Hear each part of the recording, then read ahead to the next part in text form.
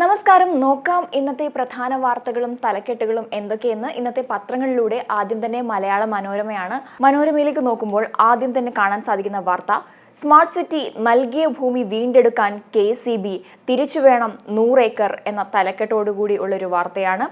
Kochi smart city പദ്ധതിക്കായി സംസ്ഥാന സർക്കാർ പാട്ടത്തിന് നൽകിയ 246 ഏക്കറിൽ 100 ഏക്കർ തിരിച്ചുപിടിക്കാൻ വൈദ്യുതി വകുപ്പും KCBയും നടപടി തുടങ്ങി എന്ന വാർത്തയാണ് നൽകിയിരിക്കുന്നത്.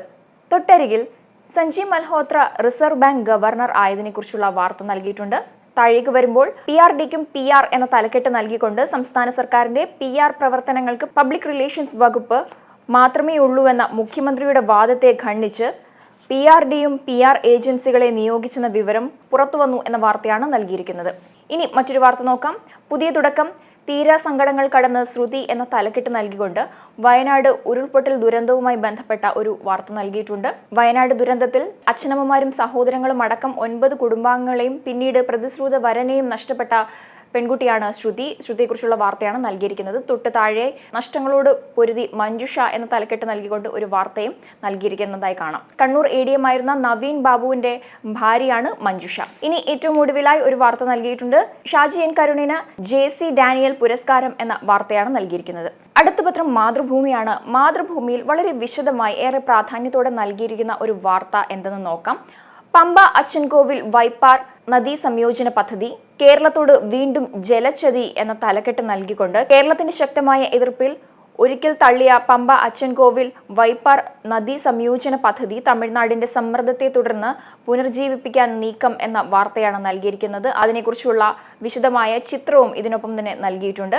അതുപോലെ തന്നെ ഷാജി N കരുണിന് JC ഡാനിയൽ പുരസ്കാരം നൽകിയതിനെ കുറിച്ചുള്ള വാർത്ത മാതൃഭൂമിയിലും നൽകിയിട്ടുണ്ട്. അടുത്ത വാർത്ത, മണിപ്പൂർ നാശനഷ്ട വിവരം നൽകണം സുപ്രീം കോടതി എന്ന വാർത്ത നൽകിയിരിക്കുന്നതായി കാണാം. തൊട്ടുതാഴെ വയനാട് പാക്കേജ് അമിത് ഷാ തെറ്റിദ്ധരിപ്പിക്കുന്നു മുഖ്യമന്ത്രി എന്ന മുഖ്യമന്ത്രിയുടെ പ്രതികരണത്തെക്കുറിച്ചുള്ള വാർത്തയെ നൽകിയിരിക്കുന്നതായി കാണാം. ഏറ്റവും ഒടുവിലായി സഞ്ജയ് മൽഹോത്ര RBI ഗവർണർ ആകുന്നതിനെ കുറിച്ചുള്ള വാർത്തയും നൽകിയിട്ടുണ്ട്. അടുത്ത പത്രം കേരള കൗമുദിയാണ്. കൗമുദിയിലേക്ക് നോക്കുകയാണെങ്കിൽ ആദ്യം തന്നെ നൽകിയിരിക്കുന്ന വാർത്ത, സർക്കാർ ഭവന വായ്പ ജീവനക്കാർക്ക് കെണിയായി, ശമ്പളത്തിൽ ഗഡുക്കൾ പിടിച്ചിട്ടും വൻ കുടിശ്ശികയെന്ന് ബാങ്ക് ഭീഷണി എന്ന വാർത്തയാണ് നൽകിയിരിക്കുന്നത്. ഇത് കൗമുദിയുടെ ഒരു സ്പെഷ്യൽ സ്റ്റോറി കൂടിയാണ്. ഇനി താഴേക്ക് വരുമ്പോൾ വളരെ പ്രാധാന്യത്തോടെ ഒരു വാർത്ത നൽകിയിരിക്കുന്നതായി കാണാം. സിറിയൻ ആയുധ കേന്ദ്രം തകർത്ത് ഇസ്രായേൽ എന്നതാണ് ആ വാർത്ത. ഗൊലാനിയുടെ ലക്ഷ്യം US അംഗീകാരം എന്ന തലക്കെട്ടോടുകൂടി ഈ വാർത്തയ്ക്കുള്ളിൽ തന്നെ മറ്റൊരു വാർത്തയെ നൽകിയിരിക്കുന്നതായി കാണാം. ഈ വാർത്തയുടെ പ്രധാനപ്പെട്ട ഹൈലൈറ്റുകൾ, 75 ICS കേന്ദ്രങ്ങൾ തകർത്ത് US, ഇറാൻ അടുത്ത ലക്ഷ്യമെന്ന് വിമത നേതാവ് എന്നിവയാണ്. മറ്റു പത്രങ്ങളിലെ പോലെ JC ഡാനിയൽ പുരസ്കാരം ഷാജി N കരുണിന് ലഭിച്ചതിനെ കുറിച്ചുള്ള വാർത്ത കൗമുദിയും നൽകിയിട്ടുണ്ട്. ഇനി താഴേക്ക് വരുമ്പോൾ സഞ്ജീവ് മൽഹോത്ര RBI ഗവർണർ ആകുന്നതിനെ കുറിച്ചുള്ള വാർത്ത നൽകിയിരിക്കുന്നതായി കാണാം. ഏറ്റവും ഒടുവിലായി വയനാടിന് സഹായം നൽകാതെ കേന്ദ്രം ഒളിച്ചോടുന്നു എന്ന മുഖ്യമന്ത്രിയുടെ പ്രതികരണത്തെക്കുറിച്ചുള്ള വാർത്തയും നൽകിയിട്ടുണ്ട്. അടുത്ത പത്രം ദീപികയാണ്. ദീപികയിൽ ഏറ്റവും പ്രാധാന്യത്തോടെ നൽകിയിരിക്കുന്നത്, അസാദിന് അഭയം നൽകി റഷ്യ എന്ന തലക്കെട്ടോടുകൂടിയുള്ള ഒരു വാർത്തയാണ്. സിറിയയിലെ സെയ്നായ ജയിലിൽ നിന്ന് വിമത തീവ്രവാദി സംഘം തടവുകാരെ മോചിപ്പിക്കുന്ന ഒരു ചിത്രവും ഇതിനൊപ്പം തന്നെ നൽകിയിട്ടുണ്ട്. ഇതിലെ പ്രധാനപ്പെട്ട ഹൈലൈറ്റുകൾ എന്തൊക്കെയെന്ന് നോക്കാം. ആയുധ സംഭരണം കേന്ദ്രങ്ങൾക്കും IS കേന്ദ്രങ്ങൾക്കും നേരെ ഇസ്രായേൽ US വ്യോമാക്രമണം എന്നതാണ് ആദ്യത്തേത്. അടുത്തത്, 4000-ലേറെ സിറിയൻ സൈനികർ ഇറാനിലേക്ക് പലായനം ചെയ്തു. മൂന്നാമത്തേത്, 3500 തടവുകാരെ വിമത തീവ്രവാദി സംഘം മോചിപ്പിച്ചു. നാലാമത്തേത്, മുഹമ്മദ് അൽ ബഷീർ ഇടക്കാല പ്രധാനമന്ത്രിയാകുമെന്ന് റിപ്പോർട്ട്. ഏറ്റവും ഒടുവിലായി നൽകിയിരിക്കുന്ന ഹൈലൈറ്റ്, ഗോലാൻ കുന്നിലെ ബഫർ സോൺ ഇസ്രായേൽ പിടിച്ചെടുത്തു എന്നിവയാണ്. ഇത്രയുമൊക്കെയാണ് ഇതിലെ പ്രധാനപ്പെട്ട വിവരങ്ങൾ എന്ന് പറയുന്നത്. അടുത്ത വാർത്ത, CUET പരീക്ഷകളിൽ സമഗ്ര മാറ്റം എന്നതാണ്. തൊട്ടു താഴെയായി മതാടിസ്ഥാനത്തിൽ സംവരണം പാടില്ല സുപ്രീം കോടതി എന്ന വാർത്തയെ നൽകിയിരിക്കുന്നതായി കാണാം. തൊട്ടു താഴെ നൽകിയിരിക്കുന്ന മറ്റൊരു വാർത്ത നോക്കാം. കർഷക സമരം, പൊതു താൽപര്യ ഹർജികൾ പരിശോധിക്കാൻ വിസമ്മതിച്ച് സുപ്രീം കോടതി എന്ന വാർത്ത നൽകിയിട്ടുണ്ട്. കർഷക സമരവുമായി ബന്ധപ്പെട്ട വാർത്തയാണ് നൽകിയിരിക്കുന്നത്. ദേശീയ വാർത്തയാണ്. അതിനോട് ചേർന്നായി ശബരിമലയിൽ ദിലീപിന് പ്രത്യേക പരിഗണന നൽകിയതിനെ കുറിച്ചുള്ളൊരു വാർത്തയും നൽകിയിട്ടുണ്ട്. ശബരിമലയിൽ ദിലീപിന് പ്രത്യേക പരിഗണന, റിപ്പോർട്ട് കോടതിയിൽ സമർപ്പിച്ചു എന്നതാണ് വാർത്ത. ഏറ്റവും ഒടുവിൽ 47 കാറ്റഗറികളിൽ PSC വിജ്ഞാപനം പ്രസിദ്ധീകരിക്കും എന്ന വിവരം നൽകിയിട്ടുണ്ട്. വിശദമായ വാർത്ത പേജ് 12 വായിക്കാവുന്നതാണ്. അടുത്ത പത്രം ജന്മഭൂമിയാണ്. ജന്മഭൂമിയിൽ മറ്റു പത്രങ്ങളിൽ നിന്നെല്ലാം വ്യത്യസ്തമായി ആദ്യം തന്നെ നൽകിയിരിക്കുന്ന വാർത്ത, 2 മാസം വയവന്ദന കാർഡുകൾ 25 ലക്ഷം, ലക്ഷ്യമാക്കിയത് 40 കോടിയുടെ ചികിത്സ എന്ന തലക്കെട്ടോടുകൂടിയുള്ള ഒരു വാർത്തയാണ്. വയോധികർക്ക് വരുമാന പരിധിയില്ലാതെ 5 ലക്ഷം രൂപ വരെ ചികിത്സ സൗജന്യമാക്കുന്ന പദ്ധതിക്ക് വൻ സ്വീകരണം എന്ന വിവരമാണ് നൽകിയിരിക്കുന്നത്. ജന്മഭൂമിയിലെ മറ്റു വാർത്തകൾ കൂടി പരിശോധിക്കാം. മറ്റൊരു പ്രധാനപ്പെട്ട വാർത്ത എന്ന് പറയുന്നത് മതസംവരണം വേണ്ട സുപ്രീം കോടതി എന്ന തലക്കെട്ടോടു കൂടിയുള്ളൊരു വാർത്തയാണ് നൽകിയിരിക്കുന്നത്. തൊട്ടരികിലായി പെട്ടെന്നുണ്ടാകുന്ന വികാരത്തിൽ കോടതി എന്തെങ്കിലും പറയുന്നു മുഖ്യമന്ത്രി എന്ന തലക്കെട്ട് നൽകിക്കൊണ്ട് മുണ്ടക്കൈ ചൂരൽമല ഉരുൾപൊട്ടൽ ദുരന്തവുമായി ബന്ധപ്പെട്ടൊരു വാർത്തയാണ് നൽകിയിരിക്കുന്നത്. സംസ്ഥാനത്ത് SGR ഫണ്ടിൽ 588.95 കോടി രൂപയുണ്ടായിരുന്നതായി മുഖ്യമന്ത്രി പിണറായി വിജയൻ വാർത്താ സമ്മേളനത്തിൽ സമ്മതിച്ചു എന്ന തരത്തിലാണ് ഈ വാർത്ത പുരോഗമിക്കുന്നത്. ഇനി മറ്റു വാർത്തകൾ നോക്കുകയാണെങ്കിൽ ഗുരുവായൂർ ഏകാദശി നാളെ എന്ന വാർത്ത നൽകിയിട്ടുണ്ട്. തൊട്ട് താഴെ സഞ്ജയ് മൽഹോത്ര RBI ഗവർണർ ആയതിനെ കുറിച്ചുള്ള വാർത്തയും നൽകിയിട്ടുണ്ട്. ഒപ്പം JC ഡാനിയൽ പുരസ്കാരം ഷാജി N കരുണിനെ ലഭിച്ചതിനെ കുറിച്ചുള്ള വാർത്തയും ജന്മഭൂമി നൽകിയിരിക്കുന്നതായി കാണാം. ഇനി മറ്റു വാർത്തകൾ നോക്കാം. 250-ലേറെ ചരിത്ര സ്മാരകങ്ങൾ വഖഫ് ബോർഡ് സ്വന്തമാക്കി എന്ന വാർത്ത നൽകിയിട്ടുണ്ട്. സിറിയയിലെ ഗോലാൻ കുന്നുകൾ ഇസ്രയേൽ പിടിച്ചെടുത്തു എന്ന വാർത്തയും ജന്മഭൂമിയിൽ കാണാൻ സാധിക്കും. ഏറ്റവും ഒടുവിലായി ഭിന്നശേഷിക്കാരന് ഡോളി നിഷേധിച്ചതിൽ ഹൈക്കോടതി റിപ്പോർട്ട് തേടി എന്ന വാർത്ത നൽകിയിരിക്കുന്നതായി കാണാം.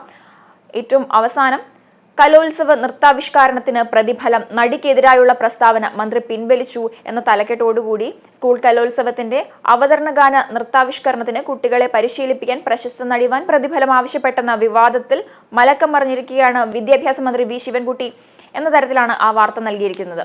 അടുത്ത പത്രം മാധ്യമമാണ്. മാധ്യമത്തിൽ നൽകിയിരിക്കുന്ന ഏറ്റവും പ്രധാനപ്പെട്ട വാർത്ത, അല്ലെങ്കിൽ മാധ്യമം ഇന്ന് ഏറ്റവും പ്രാധാന്യം നൽകിയിരിക്കുന്ന വാർത്ത ഇസ്രയേലുമായി ബന്ധപ്പെട്ട വാർത്തയാണ്. സിറിയയിൽ ഇസ്രയേൽ കയ്യേറ്റം എന്ന തലക്കെട്ടാണ് വാർത്തയ്ക്ക് നൽകിയിരിക്കുന്നത്. പ്രധാനപ്പെട്ട ഹൈലൈറ്റുകൾ: മുഹമ്മദ് അൽ ബഷീർ ഇടക്കാല സർക്കാർ മേധാവിയായേക്കും. മറ്റു 2 ഹൈലൈറ്റുകൾ കൂടി നോക്കാം. സൈനിക കേന്ദ്രങ്ങൾ ആക്രമിച്ച് ഇസ്രയേലും US-ഉം, അസദിന് അഭയം നൽകിയത് റഷ്യ എന്നിവയാണ്. ഇനി മാധ്യമത്തിന്റെ ഇടതുവശത്തേക്ക് നോക്കുമ്പോൾ ചെറിയ വാർത്തകൾ കാണാൻ സാധിക്കും. ആദ്യത്തേതൊരു ദേശീയ വാർത്തയാണ്. സഞ്ജയ് മൽഹോത്ര RBI ഗവർണർ ആകുന്നതിനെ കുറിച്ചാണ് വാർത്ത. തൊട്ട് താഴെ CEUTയിൽ വരുന്നു വലിയ മാറ്റങ്ങൾ എന്ന തലക്കെട്ടോടുകൂടിയുള്ള ഒരു വാർത്ത നൽകിയിട്ടുണ്ട്. ഏറ്റവും ഒടുവിലായി നെടുമ്പാശ്ശേരിയിൽ 3.5 കോടിയുടെ ഹൈബ്രിഡ് കഞ്ചാവ് പിടികൂടി എന്ന വാർത്തയും നൽകിയിട്ടുണ്ട്. മറ്റു വാർത്തകൾ കൂടി നോക്കാം. ഷാജി N കരുണിന് JC ഡാനിയൽ പുരസ്കാരം ലഭിച്ചതിനെ കുറിച്ചുള്ള വാർത്ത മറ്റു പത്രങ്ങളിലെ പോലെ മാധ്യമത്തിലും കാണാൻ സാധിക്കും. വാഹനങ്ങൾ എവിടെയും രജിസ്റ്റർ ചെയ്യാം എന്ന തലക്കെട്ടോടുകൂടിയുള്ള ഒരു ചെറിയ കോളം വാർത്ത നൽകിയിരിക്കുന്നതായി കാണാം. അതിനോട് ചേർന്ന് ജാതി സർവേ നടത്താത്തതെന്തേ കേരളത്തോട് സുപ്രീം കോടതി എന്ന തലക്കെട്ട് നൽകിക്കൊണ്ട് ഒരു വാർത്ത നൽകിയിരിക്കുന്നതായി കാണാം. അതിന്റെ പ്രധാനപ്പെട്ട ഹൈലൈറ്റ്: പിന്നാക്ക പട്ടിക പുതുക്കാത്തതിനെതിരായ ഹർജിയിൽ BR ഗവായ് അധ്യക്ഷനായ ബെഞ്ചിന്റേതാണ് ചോദ്യം എന്ന ഹൈലൈറ്റ് ആണ് നൽകിയിരിക്കുന്നത്. ഇനി ഏറ്റവും ഒടുവിലായി നൽകിയിരിക്കുന്ന വാർത്ത: കേന്ദ്രത്തിനെതിരെ ആഞ്ഞടിച്ച് മുഖ്യമന്ത്രി, കേരളം രാജ്യത്തിന്റെ ഭാഗമല്ലേ എന്ന തലക്കെട്ട് നൽകിക്കൊണ്ട് വയനാട് ഉരുൾപൊട്ടൽ ദുരന്തവുമായി ബന്ധപ്പെട്ട് മുഖ്യമന്ത്രിയുടെ ഒരു പ്രതികരണമാണ് നൽകിയിരിക്കുന്നത്. ഇനി ഏറ്റവും അവസാനത്തെ പത്രം ദേശാഭിമാനിയാണ്. ദേശാഭിമാനിയിൽ മറ്റു പത്രങ്ങളിൽ നിന്നെല്ലാം വ്യത്യസ്തമായി വയനാട് ഉരുൾപൊട്ടൽ ദുരന്തവുമായി ബന്ധപ്പെട്ടൊരു വാർത്തയാണ് ആദ്യം തന്നെ നൽകിയിരിക്കുന്നത്. കേരളം ഇന്ത്യയിലല്ലേ എന്ന തലക്കെട്ട് നൽകിക്കൊണ്ട് മുഖ്യമന്ത്രിയുടെ പ്രതികരണത്തെക്കുറിച്ചുള്ള വാർത്തയാണ് നൽകിയിരിക്കുന്നത്. വയനാടിൽ വിചിത്രവാദം എന്ന ചെറിയ തലക്കെട്ടോടുകൂടി ഒരു വാർത്തയും വിഴിഞ്ഞത്ത് പകൽ പോക്കൽ എന്ന ഒരു ചെറിയ കോളം വാർത്തയും ഒരുമിച്ചാണ് നൽകിയിരിക്കുന്നത്. ഒപ്പം സ്മാർട്ട് സിറ്റി തുടർ വികസനം സർക്കാർ നിയന്ത്രണത്തിൽ എന്നൊരു തലക്കെട്ട് ഈ വാർത്തയ്ക്ക് ഒടുവിലായി നൽകിയിട്ടുണ്ട്. പേജ് 5-ൽ ഇതിന്റെ വിശദമായ വിവരങ്ങൾ വായിക്കാവുന്നതാണ്. ഇനി മറ്റു പത്രങ്ങളിലെ പോലെ തന്നെ സിറിയ ഇസ്രായേൽ വാർത്തയും ദേശാഭിമാനിയിൽ കാണാൻ സാധിക്കുന്നതാണ്. സിറിയയിൽ അരാജകത്വം കടന്നുകയറി US-ഉം ഇസ്രായേലും എന്ന തലക്കെട്ടാണ് നൽകിയിരിക്കുന്നത്.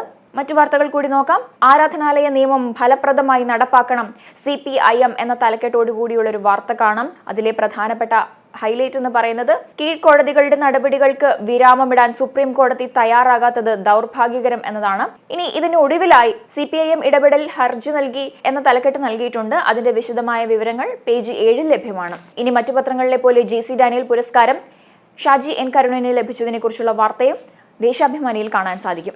ഇത്രയുമൊക്കെയാണ് ഇന്നത്തെ പ്രധാനപ്പെട്ട വാർത്തകളും തലക്കെട്ടുകളും. അടുത്ത ദിവസം വീണ്ടും പ്രധാന വാർത്തകളുമായി കാണാം. അതുവരെ നമസ്കാരം.